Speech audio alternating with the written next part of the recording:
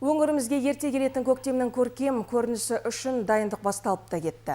ЛТД тұрмыс мекемесінің қызметкерлері бүгінде тіршілік ояна гүл ашатын. Қызғалдақ тұқымын қала көшелері мен гүлзарларына егіп бітті. Соңғы 10 күндегі қарбалас жұмыс туралы тілші бейнематериалы. Түрлі түсті рең беретін 4500-ден астам бұл қызғалдақтар аймағымызға Польшадан әкелінген. Сала мамандарының айтуынша, ерте көктемде гүлдейтін олар небәрі 15 күн ғана тұрғындарды қуанышқа бөлейді.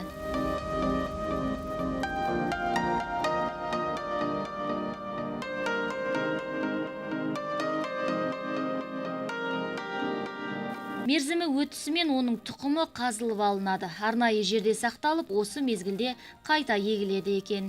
Қаланың Бауыржан Момышұлы көшесіне, Тәкөйхан көшесіне, және де областной акиматқа, қалалық әкімшілікке, Қажик би көшесіне, Тыныбаева, Бауыржан, Темірлан, аэропорт, сондай бетке тұтар жерлерімізге осы гүлдерді біз ектік. Гүлдердің 7-8 түрлері бар, бойы биігі де бар, бойы орташасы да бар. Солар барлық жерлерге композиция по схему екті. Дала гүлдерінің патшайымы саналатын қызғалдақтың негізгі отаны оңтүстік Қазақстан облысы. Ғалымдардың өзі әлемдегі голландиялық қызғалдақтар аталып кеткен гүлдің тұқымын кезінде оңтүстіктен Ақсу Жабағылдан алып кеткені туралы жиі айтады. Шымкентте қашанда гүл көктем, ал алқызғыл қызғалдақ қызығын сәуір айында тамашалауға болады. Айзат Бауыржан қызы, Әли Мәлік, Нұржан Ақжолов, оңтүстік ақпарат.